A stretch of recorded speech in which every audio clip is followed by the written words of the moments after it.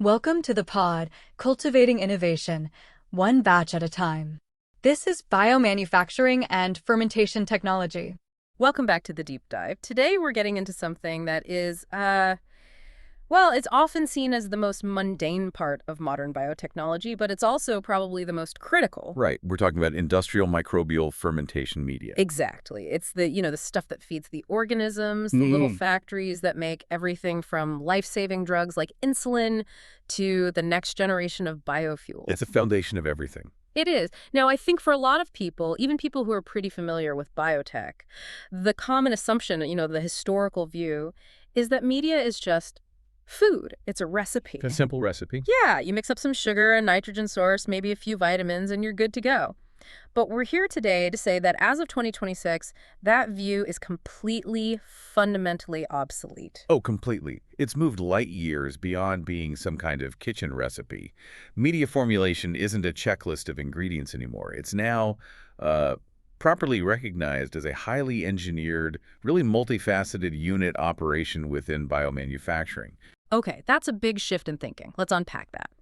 When you go from simple ingredient list to unit operation, and you call it a unifying lever, what exactly is it unifying? What systems are we talking about? Well, it means that media has become this nexus. It's the central point where four absolutely massive objectives all have to converge. Four. Right. First, you have to design it for biological success, obviously. But then you have to ensure strict regulatory compliance. Then you have to guarantee supply chain resilience, which is huge now. And finally, you have to hit mandatory sustainability targets. And if it fails on any one of those? The whole thing collapses. The entire biomanufacturing process just falls apart. It doesn't matter how brilliantly you've engineered your organism. If the media fails on any one of those four pillars, you're done. So the media isn't a passive input anymore. It's actively encoding the entire process. What kind of boundaries is it setting? It's encoding physiological, chemical, and even ecological boundaries. On the physiological side, it's literally dictating the metabolic flux. It's telling the cell which biochemical pathways to turn on and which ones to ignore. Giving it directions. Precisely. Then, chemically, it has a huge influence on downstream processing. Specifically, how easily you can separate your product from the broth. That's separability. And this is a huge one today. Through your choice of raw materials, it locks in the environmental impact of your entire process chain. That is a staggering amount of pressure to put on what, like you said, used to be just sugar water. How do you even begin to manage that level of complexity?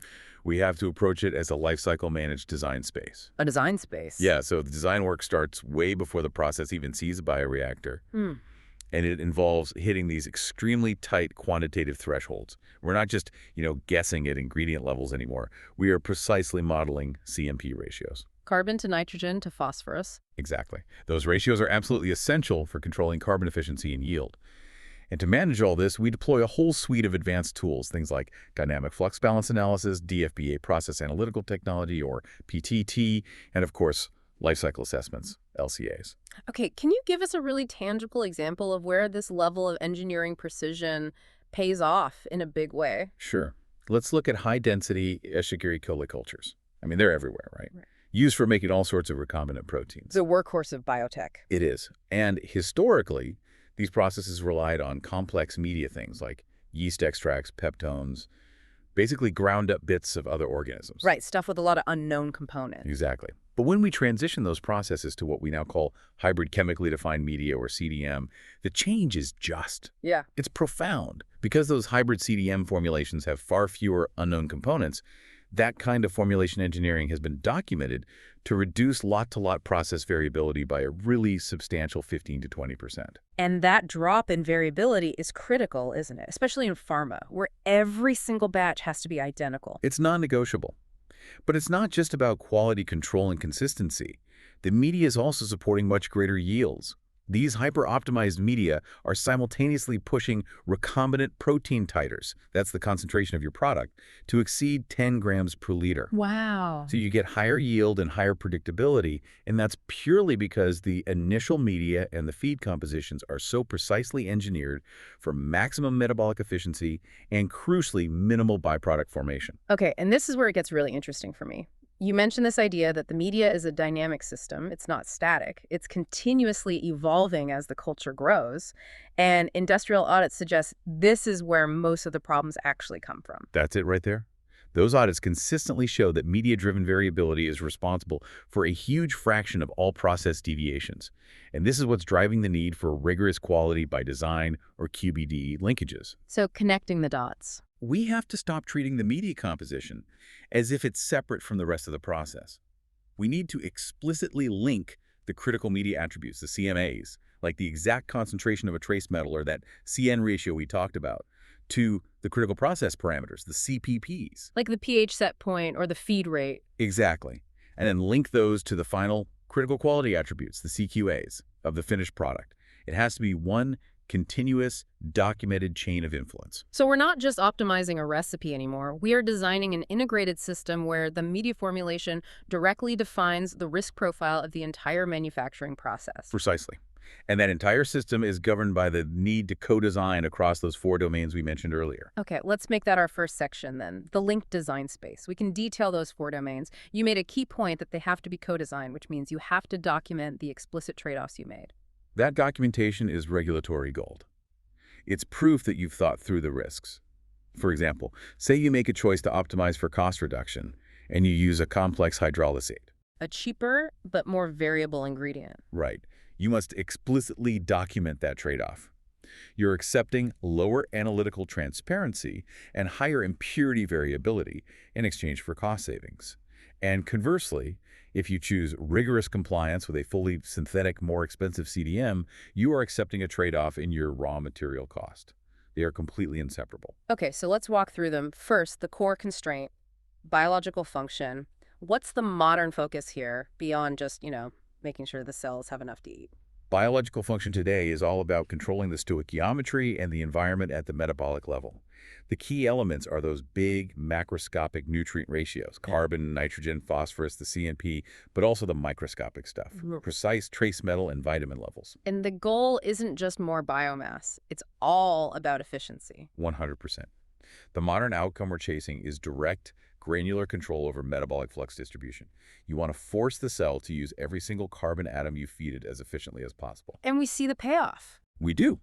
In high cell density, chemically designed media cultures, state-of-the-art optimization can now achieve greater than 90% carbon efficiency. Hold on, 90%. That means 90% of the expensive sugar you're pumping into that tank ends up as either your product or biomass. That's a massive economic driver. You're minimizing waste, minimizing downstream cleanup. It completely transforms the economics of large-scale fermentation. It's a game changer. Okay, moving on to the second domain, this is where the decisions start to carry real liability, regulatory and quality. This one is absolutely non-negotiable for any regulated product. It mandates stringent traceability for every single raw material. It requires you to achieve a documented animal-free status. To mitigate risks like viral contamination or prions, BSE, that sort of thing. Exactly. And it demands extremely robust impurity control. You have to know what's in there and what's not. And how does that translate into specific regulatory guidelines? What are people following? It means you have to show adherence to critical international guidance, specifically ICH Q8 and Q9 for quality risk management and development. And increasingly, it means following USP Chapter 1043, which is a guidance focused entirely on ancillary materials and raw material risks. So if you can't prove the origin and the processing of every single one of your media inputs, you halt production. It's as simple as that. The regulators will shut you down. Okay. Domain number 3, the unavoidable constraints, supply chain and cost. This is where biology meets global logistics. And this is where we manage risk and profitability. The game here is to blend the necessary high-volume commodity inputs, things like mineral bases, simple sugars, which typically cost around, say, 50 cents to $2 per kilogram. The cheap bulk stuff. All right. You blend that with the highly refined specialty components of a CDM-specific amino acids, custom vitamins, which can cost several dollars per kilogram. The whole challenge is optimizing that performance curve while simultaneously minimizing the cost curve. And given the last few years, what's the core strategy for mitigating supply chain fragility in this domain? It's all about resilience, which now means one thing: dual sourcing for every critical input. You cannot have a single point of failure. Is there a good example of that paying off? A really powerful one came out of some 2025 pharma-scale recombinant insulin runs. They made a deliberate choice to dual-source their commodity mineral bases, the inexpensive high-volume salts like phosphate and sulfate. By doing that, they achieved a 15 to 20% cost reduction. And that wasn't just from playing suppliers against each other. No, not at all. It was about ensuring a continuous, competitive supply. It was an insurance policy against a single point of failure. It guaranteed that a problem at one supplier wouldn't shut down their entire insulin production line. That's fascinating. The strategy isn't just about finding the absolute cheapest source. It's about minimizing the risk of a production halt, because that's the most expensive outcome of all. That's it, exactly. The cost of a few days of downtime completely dwarfs any marginal saving you might make on a single bag of salt. Okay, and that brings us to the fourth and final domain, which feels increasingly essential: sustainability. This has really moved from a nice-to-have to a must-have. It's rapidly becoming mandatory. It's being driven by market demands from consumers and also by new reporting directives for corporations. The focus here is on two main things: waste valorization, so using byproducts from other industries as your inputs, and incorporating circular feedstocks. And the outcome is measured pretty rigorously. Very. We use life cycle assessment, or LCA, metrics, and we're primarily looking at the greenhouse gas, the GHG, and water footprints. And how significant is the impact of these media choices on a company's overall environmental score? Is it a small tweak or a major lever? It's transformative. It is not incremental. The sources we've seen consistently report a huge finding: a 40 to 60% GHG reduction for fermentation pathways that successfully use waste-based inputs compared to processes that rely on conventional virgin inputs like refined corn or cane sugar. 40 to 60%, that's a massive difference. Where does that saving come from? It's because you're avoiding all the energy and resources required for cultivating, harvesting, and pre-processing that virgin biomass. You're essentially short-circuiting a huge part of the agricultural supply chain. Okay, so those are the four static domains that kind of define the initial formulation. But now let's get back to the core problem. The media is dynamic. So how do engineers model and predict the continuous evolution of this incredibly complex environment inside the tank? Right. This is the domain of what we call dynamic media modeling. It's really the central engineering discipline that lets us capture how the media composition changes over time and, crucially, the feedback loop that creates on the cell's own physiology. Tell us a bit more about dynamic flux balance analysis, or DFBA. How much real predictive power does that give an engineer? DFBA is absolutely vital for optimizing fed batch systems, which are the industry standard. Right. It's not just reporting what the cell ate yesterday, it's predictive. It combines continuous real-time analytics of the spent media, so what the cells are consuming and what they're excreting, with these really detailed stoichiometric metabolic models of the cell. So the model knows all the biochemical pathways inside the cell. It does. And it uses that real-time consumption data to constantly update the cell's theoretical metabolic map. This lets us model the optimal future feed rate for, say, the next hour. It lets us anticipate a metabolic bottleneck before the cell ever even shows an undesirable phenotype, like excreting inhibitory byproducts. So you can see, moment by moment, if the cell is efficiently prioritizing making your product versus, say, entering a stress response. Precisely. And then when we need to scale up, we have to move to the next level of complexity, which is hybrid models. That's where we couple DFBA with things like computational fluid dynamics or CFD. CFD, that sounds like you're trying to model the weather inside a bioreactor. Why is that necessary for these huge tanks? Because of the scaling challenge. A 20,000-liter bioreactor is not a perfectly mixed homogeneous system. It's just not. You have spatial gradients. You have gradients of nutrient concentration, pH, dissolved oxygen. There are regions of the tank that are subtly starved or stressed compared to others. So a cell at the bottom near the wall has a very different experience than a cell right next to the impeller. A completely different world. Yeah. And the hybrid model allows us to explore these non-uniform conditions in silico on a computer.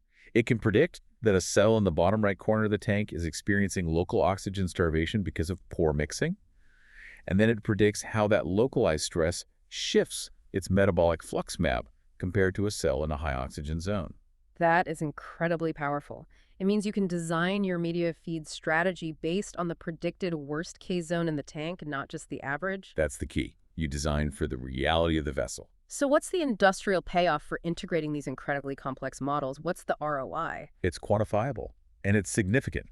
We've seen case studies showing that just optimizing the CN ratio using a design of experiments, or DOE, that's integrated with dynamic FBA can increase recombinant E. coli titers by 20 to 30%. And it's not just about more product. No, and this might be even more important. It drastically reduces those overflow byproducts we talked about, like acetate or lactate. And by doing that, it simplifies and de-risks the incredibly expensive downstream purification stages. That's where a lot of the cost is. We also saw a great example using yeast in large-scale production. Yeah, for Saccharomyces cerevisiae Baker's yeast, which is used in huge ethanol fermentations, hybrid DFBA-CFD models are actively guiding the feed strategies in 2024 pilot runs. These models are helping operators maintain 80 to 85% yields despite the inevitable physical gradients you get in these massive vessels. The model tells them exactly how much and when to add substrate to keep the process stable in those non-ideal scaled-up conditions. Okay, but we have to introduce a critical warning here. All of this intense engineering and optimization can create its own set of problems. Let's talk about the need for avoiding media over-engineering. This is a really crucial point. It's a trap people fall into. If you chase an excessively complex, perfectly optimized, chemically defined medium, you risk completely misallocating your effort. And this often happens if the fundamental strain you're using isn't very robust, or if your control strategy, how you manage the media over time, is weak. So what's the penalty? What happens when you have a hyper-optimized but brittle formulation? The result is a fragile operating window. The process becomes exquisitely sensitive to minor, completely unavoidable lot-to-lot changes in raw material quality. A tiny impurity in a new batch of glucose can throw the whole system off. And when you try to scale that fragile process up, it scales poorly. Those tiny sensitivities that you might not even notice at the bench scale become catastrophic, uncontrollable fluctuations in a massive production vessel. So the goal isn't necessarily the absolute theoretical maximum performance. It's the most resilient performance you can get within a stable, predictable operating window. That's it, exactly. It's a systems view. It demands that media optimization has to be co-optimized with your strain engineering, with your control strategy, and with your equipment. A robust strain and a resilient adaptive control system often contribute far more to commercial success than chasing that last 1% of yield by adding 5 more obscure trace metals. So you need to know when to stop. You have to set explicit stopping rules. You need to know when the incremental benefit of optimizing the 20th trace metal ingredient falls below the economic threshold of the added process complexity and risk you're introducing. That's a perfect transition into our second section, functional roles. This is where we can really examine the underlying mechanisms, the stoichiometry, the physical constraints, and the ecology. Let's start with how media enforces these quantitative thresholds for performance. Right. So at a fundamental level, the media governs the stoichiometric constraints, the redox balance, and the overall ATP or energy economy of the cell. And we focus so intensely on these quantitative thresholds because crossing them often triggers these catastrophic metabolic shifts. Let's use a classic example to illustrate this. Overflow metabolism in yeast. Perfect example. In what we call Crabtree-positive yeasts, like as cerevisiae, the critical variable isn't just the total amount of sugar you give them. It's the specific glucose uptake rate, how fast the cell is consuming it. Okay. If that rate goes above a certain threshold, and it's often just a few grams of substrate per gram of dry cell weight per hour, the cell simply cannot process all of that incoming carbon through its most efficient pathway, which is respiration. The machinery gets overwhelmed. So it slams the brakes on efficient energy production and just starts dumping ethanol as a waste product, even if there's plenty of oxygen around. That's a huge loss of potential yield, isn't it? It is. It's NADPH waste, which is energy waste, and it's product loss. And media composition is our primary tool for mitigation. By introducing co-substrates like glycerol, or by enforcing very, very strict glucose limitation in the feed, we can shift the metabolism back towards efficient respiration. How does something like glycerol help? Well, in this case, glycerol can act as an alternative electron sink, or a different carbon source, to help balance that NADH surplus that's building up from the rapid glucose consumption. It just gives the cell another option to maintain its internal redox balance. And we have hard data on how effective this is in big industrial applications like biofuels. We do. The use of glycerol co-substrates in certain biofuel processes has been shown to reduce that NADH waste by a very significant 25 to 30%. And that translates directly to higher yields of ethanol or other target biofuels. Okay, so beyond the main carbon source, let's talk about something like phosphorus limitation. Why is the P limitation threshold so dangerous to cross? Phosphorus limitation triggers what we call a stringent-like response in the cell. When those P limitation thresholds are crossed, The cell basically panics. It thinks it's starving. It's survival mode. Exactly. It stops devoting energy to high-growth, high-productivity processes like making your protein, and instead it shifts all its resources to survival and repair. Productivity just plummets, and the byproduct profiles change completely. In these high cell density cultures where you have so many cells competing for limited resources, understanding and characterizing these P limitation thresholds is absolutely essential to maintain a healthy, productive culture. And then there's an even more subtle detail, micronutrient speciation. Why does it matter so much if we supply, say, iron as FeO versus FeO? It matters immensely because the speciation, the chemical form of the nutrient, directly affects its bioavailability.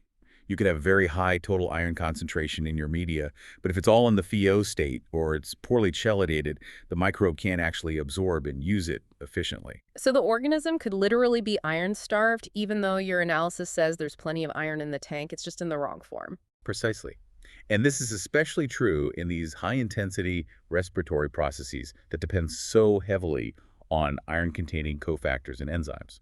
A well-designed CDM, therefore, must explicitly state the speciation and the chelation strategy. What's holding it in solution? Right, often involving agents like EDTA, which keep the metals soluble and bioavailable across the entire pH range of the fermentation run. It's not enough to just report the total elemental amounts anymore. That detail shifts us away from the purely metabolic and into the physical environment of the tank. You mentioned media components set the stage for the physical scaling challenge. Let's dig into physical chemical functions and the scaling challenge.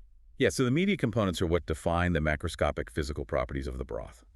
Things like the pH buffering capacity, the osmolarity, the oxygen transfer coefficient, which we call Taylor law, and critically, the rheology or the flow properties of the liquid. And these properties change dramatically and often not in a predictable linear way as you increase the volume. Exactly. Non-linearly is the key word. So let's focus on rheology, the viscosity. How does your media choice actively create scaling problems, especially with something like a filamentous organism? In filamentous fungal fermentations, think of things like Aspergillus making organic acids. The fungus grows like a dense, tangled mat.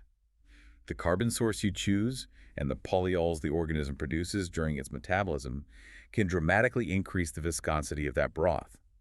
We've seen viscosity increases of 2 to 3 times the initial viscosity in the tank. It becomes like a thick soup.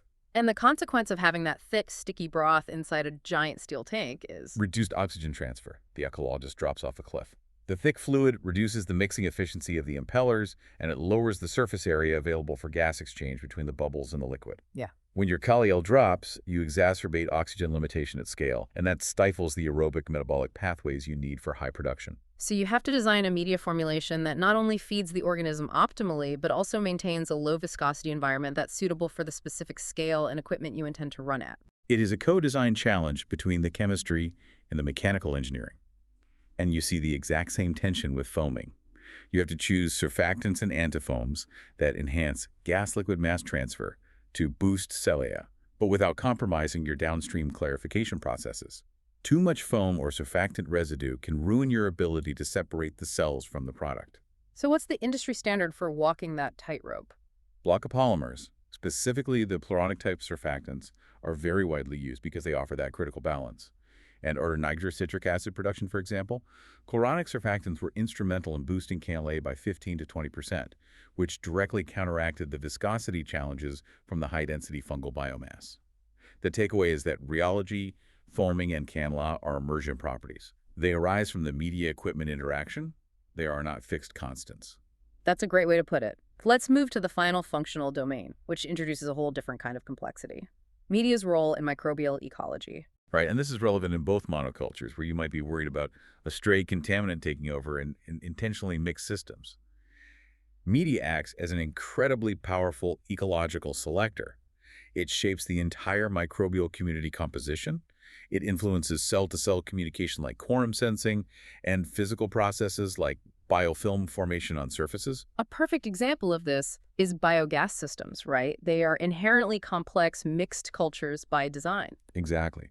In a methanogenic biogas consortium, where you have a community of microbes turning waste into methane, the media composition, specifically the complexity of the carbon source, the level of trace nutrients the electron acceptor is provided. That all determines the critical balance between the different functional guilds. Like the acidogens and the methanogens? Right. If the acidogens, the acid producers, run too fast, they produce too much volatile acid, the pH drops, and you poison the methanogens that actually make your methane. The whole system crashes. The whole system becomes unstable and fails. But by optimizing those trace nutrient profiles and the buffer capacity in the feed media, you can significantly enhance the stability and the yield. For instance, in 2025 waste-fed digesters, media optimization was key to stabilizing methane yields in that target range of 0.3 to 0.4 cubic meters of methane per kilogram of volatile solids. It allows for consistent energy production. And what are the hidden media-based failure modes when you're using these less refined, complex inputs? Complex hydrolysates, which are often chosen for cost or sustainability, introduce a huge amount of risk. If they're not treated rigorously, they can carry phages viruses that attack your production bacteria. They can carry heat-resistant spores and other adventitious microbes. Right. This creates these hidden ecological failure modes in large fermentations, especially in anaerobic systems where a contamination event is really difficult to detect early. So media design has to be a defensive strategy as well as a nutritional one. It absolutely has to. The media must incorporate ecological robustness through things like selective pressures. For instance, a high salt concentration that favors your production strain but inhibits others, through rigorous pretreatments of the raw materials to inactivate contaminants, and through advanced monitoring to make sure the desired community function remains stable. That transitions us perfectly into Section 3. Industrial strategies, adaptive control, and regulatory mandates. This is where we see how companies are actually implementing all these complex requirements. Let's start with the industrial classification and the rise of hybrids. So we still kind of rely on the classic categories: complex, semi-defined, and chemically defined media. But the real story is that the industry has strategically shifted toward hybrid solutions that try to minimize the drawbacks you get at the extremes. Let's quickly refresh those trade-offs. Okay, so complex media, think crude peptones, yeast extracts. They offer high robustness and stress buffering because they have so many undefined growth factors. But they have incredibly high variability and totally opaque impurity profiles. They're cheap, but very risky for pharma. And the other end of the spectrum. Chemically defined media, or CDM, that gives you full compositional transparency. It allows for rigorous QBD, but they often lack that immediate out-of-the-box robustness of complex media. They are mandatory for high-value biologics. So where does the hybrid solution fit in to bridge that gap? The big evolution has been toward what we call hybrid CDM. This is where we use defined mineral and vitamin bases, but instead of those opaque, complex peptones, we supplement them with well-characterized synthetic peptides or highly spiralized purified hydrolysates from suppliers who have superior quality control. What's the major benefit of using a known synthetic peptide over a classical undefined peptone? The reduction in variability is enormous. Synthetic peptides have a known uniform composition every single time. Traditional peptones vary depending on the source material, the season it was harvested, the processing batch. Using a hybrid CDM with synthetic peptides in, for example, Pichia pastoris antibody fragment production, successfully cut lot-to-lot variability by 15 to 20%. That improves your batch consistency and dramatically simplifies your validation burden. And this transition hasn't just been happening on its own. It's been accelerated by a lot of external pressures, hasn't it? Dramatically. The fragility that was exposed by the post-pandemic supply chain disruptions really made the industry realize that the transparency you get with CDM was a necessity, not a luxury. And at the same time, intensified regulatory scrutiny demanding animal-free inputs and rigorous traceability has basically pushed CDM and hybrid CDM into all critical microbial and mammalian platforms. Let's discuss a more strategic concept now: functional media states and transitioning physiology. You mentioned media is dynamic, but the key is that it needs to be intentionally dynamic, right? That's the crucial point. Robust process design relies on defining discrete physiological states for your microbe, a growth phase, a production phase, and a transition phase, and then tailoring specific media compositions for each of those states. You're giving the organism a timed instruction set through its food. The classic historical example of this is penicillin production. The penicillin process is the perfect historical model for this. The initial phase uses a glucose-rich medium, and its only job is to build a massive amount of fungal biomass. That's the growth phase. Then, the operators intentionally transition the feeding strategy to a state of controlled carbon limitation, often using lactose, which is metabolized more slowly. And that limitation is the trigger. That limitation is the trigger for the production phase. It initiates the secondary metabolism pathway that's responsible for producing the therapeutic beta-lactam titers. So the media composition itself, that shift from abundant glucose to limited lactose, is the switch that flips the cell from grow mode to make product mode. And modern recombinant systems use the same basic principle. Exactly the same. We use engineered CN shifts, precise carbon limitation, or co-substrate feeding regimes to define very specific induction and production windows. These are all intentional high-impact state transitions that are encoded directly in the media and the feed profile. Okay, so if the media is this dynamic, changing thing that's following a predefined instruction set, modern processes must need real-time tools to manage that trajectory. Let's explore adaptive media and PAT-enabled control. Right, we've moved way beyond static, fixed recipes that are only fine-tuned for simple batch runs. In continuous processes and complex fed batch processes, we now use adaptive media strategies. And these are powered by process analytical technology, or PAT, and real-time analytics that let us adjust the composition in the middle of the run. What specific PAT tools are giving you the real-time insights that allow the system to adapt? What are you measuring? We're relying on these powerful online spectroscopic tools, things like Raman, near-infrared, or NIR, and in some cases, online mass spectrometry. These tools are dynamically monitoring the critical components in the broth, the concentration of glucose, the accumulation of inhibitory organic acids like lactate, and the depletion of key amino acids or cofactors. And how does that stream of data translate into physical action on the bioreactor? It enables sophisticated feedback control loops. So if a sensor detects that the CNP ratio is drifting outside its optimal window, for example, if glucose is getting too high, which risks that overflow metabolism we talked about, the control system can automatically modulate the feed pump rate or trigger a small corrective supplement addition. So you're achieving what you'd call a real-time optimized media trajectory, rather than just setting an initial recipe and hoping for the best. That is the strategic goal. And when you couple these real-time measurements with predictive frameworks like DFBA, the system can tune the feeds and the micronutrient additions almost autonomously. This kind of advanced adaptive control has enabled significant 50% titer boosts in the production phases of specific Pichia pastoris systems. And that's because the media environment was maintained perfectly at its optimal non-inhibitory state throughout the entire production window. And of course, as the media becomes more characterized and its management becomes more sophisticated, the regulatory scrutiny is only going to increase. Let's look at the regulatory updates and this idea of media as a regulated object. This is a major change in the regulatory mindset. Media components, especially in biologics and advanced therapies, are no longer just viewed as simple processing aids. They're increasingly being treated as regulated objects themselves because they have a direct and provable impact on the critical quality attributes of the final drug substance. What's the biggest implication of the recent ICH Q14 guidelines, which were adopted in 2023? ICH Q14 formalizes this concept called the Analytical Target Profile, or ATP. And what this requires is for developers to use quality by design principles to define the exact required precision of all their media analytical assays. This massively raises the bar for method development and validation. It forces a company to manage the entire media analytical lifecycle within an integrated, documented framework, just like they do for the final drug product itself. And for the really cutting-edge stuff, like cell and gene therapies, the scrutiny on inputs is even tighter. Oh, absolutely. The demands are intense. You need rigorous documentation of raw material origin, comprehensive viral and TCBC risk assessments, and in almost all cases, the absolute mandate for animal component avoidance. This is why guidelines like ICH Q14 effectively demand the use of animal-free chemically defined media for high-value processes, like making monoclonal antibodies in CHO cells. So it's a documentation of traceability, that chain of custody for every molecule entering the reactor that really reinforces the media as a regulated object in the eyes of the agencies. It is. It's all about minimizing the risk of introducing adventitious agents and proving your compositional stability throughout the entire product lifecycle. That brings us perfectly to our final section.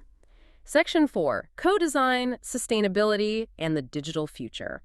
Let's start with strain media co-design, this idea of a deliberate, engineered relationship between the microbe and its environment. Right. We're now intentionally using the media to manage genetic dependencies. And this serves two purposes. enhancing the stability of the engineered strain and fulfilling critical biosafety requirements. You're talking about using auxotrophies, right? Strains that are genetically engineered to be incapable of producing an essential nutrient for themselves. Yes, exactly. We can use an auxotrophic E. coli host that, for example, cannot produce a key amino acid on its own. So by supplying that required nutrient, and only that nutrient, at very defined, precise levels in the media, we encode the selection pressure directly into the media itself. This allows us to maintain high plasmid retention in massive fermentations without needing to use antibiotics.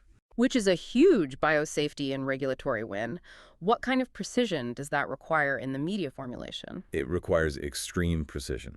There's an example of an auxotrophic E. coli used for biosafety purposes that requires precisely 0.1 millimolar of DAP, which is diaminomelanic acid, in the media. That incredibly tight control is what maintains greater than 95% plasmid retention in continuous runs. If you underfeed it, the cells that carry your product-making plasmid die. And if you overfeed it, you undermine your whole biosafety and containment argument because the selection pressure is lost. Any cell can survive. We know that when you engineer a strain, you often create these huge metabolic demands for specific energy molecules. How does the media address this issue of metabolic rewiring and cofactors? So when a scientist engineers a strain to drive a really high-yield pathway, they often inadvertently create a bottleneck in cofactor regeneration. They might create an excessive demand for a molecule like NADPH, for example. The pathway stalls simply because the cell can't cycle its limited supply of cofactors fast enough to keep up. So the media can be designed to complement a genetic limitation inside the cell. It absolutely can.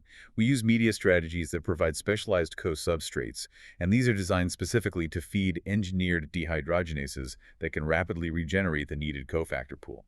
Can you give an example? Sure. In NADPH-heavy isoprenoid production, using formate as a co-substrate for cofactor regeneration was essential. The formate is oxidized by an NADP plus air-dependent formate dehydrogenase, which improves the yields in Corynebacterium glutamicum by 30%. And that's purely by balancing the internal redox state of the cell. The media is fixing an internal problem. That's a profound example of media being a tunable handle for genetic performance. But how do you even diagnose these hidden bottlenecks in the first place? I assume that's where omics guidance comes in. Yes, this is where omics, proteomics, and transcriptomics are essential. They provide a systematic, holistic readout of the cell's internal stress state and its pathway activity. In these high-density cultures, these tools can reveal bottlenecks that show up as stress responses, indicating limitations for specific amino acids, vitamins, or cofactors that you had no idea were becoming limiting. Can you walk us through a specific omics-guided iterative loop? Yeah, there was a case where integrated omics-guided loops were used in Bacillus subtilis enzyme production, and they revealed that even though the media seemed complete on paper, the sheer throughput of the process was creating this massive hidden demand for vitamin B6. So the cell was stressed and slowing down, but you wouldn't know why without looking inside. Exactly. But once the omics data revealed that B6 limitation, the media was immediately updated with a 10-fold supplementation of B6. And that led to a 25% gain in enzyme secretion. It's a continuous loop. You engineer the strain, which creates new demands. Omics and modeling reveal the new constraints, and then the media is updated to relieve them. Let's shift now to the sustainability imperative, specifically looking at circular feedstocks and variability. You noted earlier that media is the primary lever for the circular bioeconomy. It is. That's because the raw materials, the feedstocks, constitute the vast majority of the environmental footprint in any fermentation process. Yeah. So by successfully using waste-derived inputs, we can capture these massive, quantifiable benefits that we measure through LCA. And we have those huge GHG reduction numbers tied to using these waste streams. Yes, that 40 to 60% GHG reduction is a reliable range. And it comes from replacing 50 to 80% of your conventional carbon input with these waste inputs. Things like agroindustrial residues, lignocellulosic hydrolysates from wood or grasses, and even food waste streams. Replacing refined glucose with these streams in, say, Clostridium acetobilicum for butanol production, is a major strategy to lower the overall footprint. But this incredible environmental benefit comes with that core thorny challenge, inherent variability. These waste streams are not clean, industrial-grade chemicals. And that is the core design challenge of the circular bioeconomy. Waste streams have high compositional variability from batch to batch. They have unpredictable loads of inhibitors, things like furands and phenolics, which can interfere with the cell's membranes and redox systems. And they have significant logistical complexity. You cannot design a media for a single fixed composition anymore. You have to design it for a statistical distribution of compositions. So how does the industry design a process that has that extreme level of variability tolerance built in? It's really a two-pronged solution. The first prong is biological adaptation. Your strains have to be adapted or evolved to tolerate these inhibitors. For example, Pseudomonas putida strains that are used for PHA bioplastic production were successfully evolved to gain 20% greater robustness against inhibitory phenolic compounds that are commonly found in certain waste streams. And the second prong is digitally managing the incoming feedstock itself. Right. We rely on what we call digital blending. We use machine learning models that are continuously trained on feedstock analytics from spectroscopy or chromatography. And these models then recommend blend ratios for different incoming batches of waste. So the AI tells you how to mix them? It determines the optimal blend, and it can even suggest supplemental dosing to ensure that key inhibitory variables like the total phenolic concentration are kept below a critical threshold, say less than 50 milligrams per liter. It lets you maintain your process design space even with highly variable inputs. It's like the media engineers outsourcing the raw material quality control to an AI to manage probability and risk. That's a great way to put it. It turns a highly variable raw material supply into a predictable, digitally controlled media input. And it's also important to remember that these LCA-aware choices are product-dependent. For a high-volume commodity enzyme, the focus is squarely on using circular media to minimize GHG. But for a regulated biologic, the LCA focus actually shifts. They're eliminating animal components and reducing high-utility use is the priority, because the risk from high variability inputs outweighs the potential GHG benefit. Let's move to the physical reality of scale and the digital twin. Media behavior at industrial scale is really a hydrodynamics problem. It is. The media couples tightly to the hydrodynamics of the vessel. Media is central to a number of scale-dependent issues like ionic strength leading to precipitate formation that can clog your sensors, or high-density, high-viscosity broths that create mixing times and dissolve oxygen gradients that are fundamentally different from what you saw at the bench scale. So your media formulation has to be validated against the specific agitator geometry and power input of the production facility. It has to be. And this is where digital twins are becoming indispensable. These are integrated software platforms that incorporate computational fluid dynamics, CFD, and metabolic models to anticipate and correct for these media equipment interactions before they become a problem. How are these twins used specifically to manage the media in real time? They can dynamically predict critical process parameters like Kala, mixing times, and localized shear stress as a function of the viscosity, which is dictated by the media and the growing cell density. This predictive capability informs the safe operating windows for your impeller speed. It can even tune your anti-foam addition policies to maintain Kala without compromising downstream recovery. Is there an example of this in action? Yes, digital twins were used to predict ionic fouling issues in large-scale streptomyces antibiotic processes. This allowed the operators to proactively optimize their Kala, which resulted in an 18% yield uplift. That's a phenomenal value from a simulation. Let's finish this section with the operational strategy of platform media. Platform media is a really important strategic concept for multi-product facilities. It's a standardized, validated core formulation that's used across multiple different products. And this is true even if it means that some individual products don't achieve their absolute theoretical maximum yield that they could in a custom-designed recipe. Why would a company accept that marginal yield loss? Because the economic and regulatory benefits completely outweigh that small yield hit. Standardizing the media significantly reduces the qualification and validation load. It simplifies your complex supply chain, and it massively accelerates technology transfer between R&D and manufacturing. We've seen cases for yeast enzyme production platforms where implementing a standardized platform media cut validation time by 30 to 40%. It is a strategic choice for operational efficiency over absolute performance. That leads us to our final point on the final evolution, lifecycle management and AI. It really sounds like we're moving toward a future where media is continuously managed and automatically optimized. We are. Media must now be governed by life cycle principles.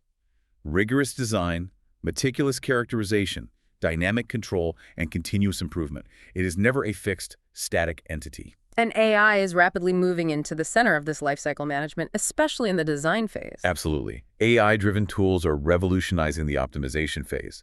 We are now seeing reinforcement learning guided design of experiments, or DOE, and fully automated medium design platforms.